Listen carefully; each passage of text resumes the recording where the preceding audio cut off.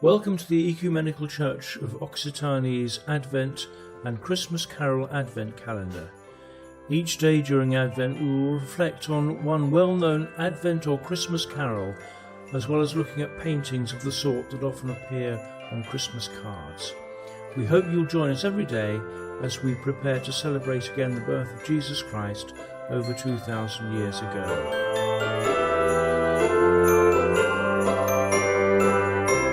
December the 5th. O come, Emmanuel.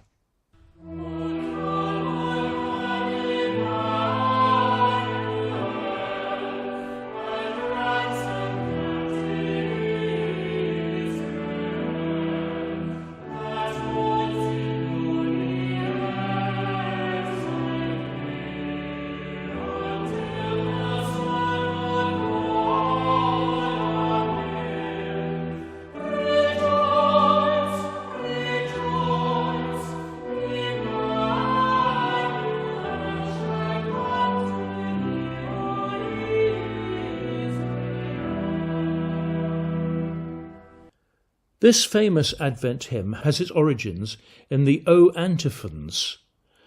An antiphon is a scripture-based verse sung or recited before or after a psalm or canticle. The O antiphons were sung at Vespers from December the 17th to the 23rd and might date back as early as the 6th century.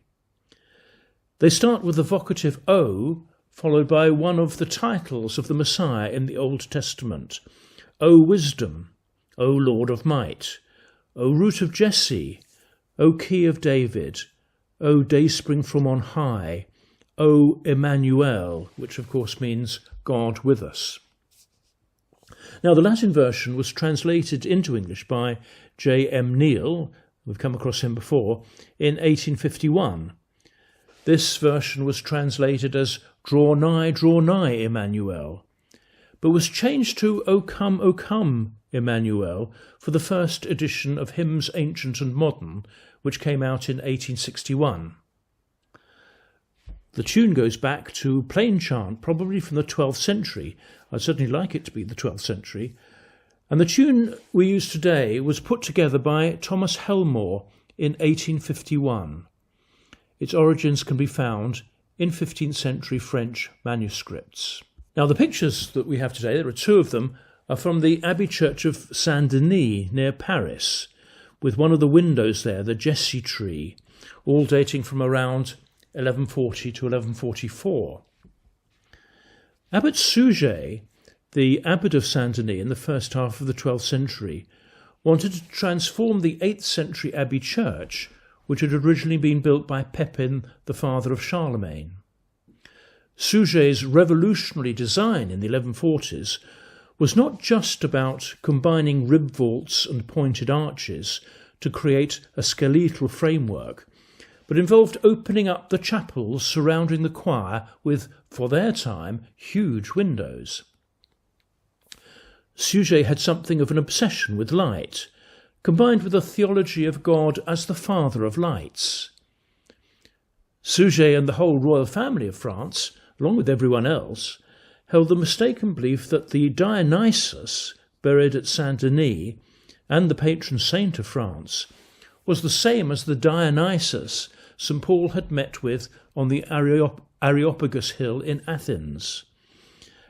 And they combined it with the work of a Syrian theologian and philosopher called Dionysus, who we now know lived in the 5th century. He's now known as Dionysus the Pseudo-Areopagite. When in the 12th century Peter Abelard, who had earlier secretly married Eloise, they produced a son with the extraordinary name of Astrolabe. But anyway, after becoming a monk at Saint-Denis, he discovered that there were in fact 3 Denises, or Dionysuses, and that the Denis buried at the abbey was neither the companion of St. Paul nor the Pseudo-Areopagite, as a result of which everyone got rather angry and Abelard had to flee the abbey. Suger, of course, asserted that Abelard was completely wrong, thus sparing the fortunes of the abbey. He also made the theology of light, following the philosophy of Dionysius the Pseudo-Areopagite, central to his reconstruction of the Abbey Church. After completing the new construction of Saint-Denis, Suger penned these lines referring to it. "Bright is the noble work, but being bright, the work should brighten the minds so that they may travel through the true lights to the true light of Christ." So we have coloured light springing in through the stained and painted glass. One of the first windows to be completed depicted the tree of Jesse, which we see here. Jesse, of course, being one of the ancestors of Christ. You can see Jesse lying at the bottom of the window with a tree growing out of him. Next up is Jesse's son David, who became king of Israel. Then comes King Solomon. After Solomon comes another king, perhaps King Josiah, we don't really know, but they fill a gap of a number of kings all the way from David up until Mary and Joseph. And with a gap of many years, Mary, and topped by her son Jesus.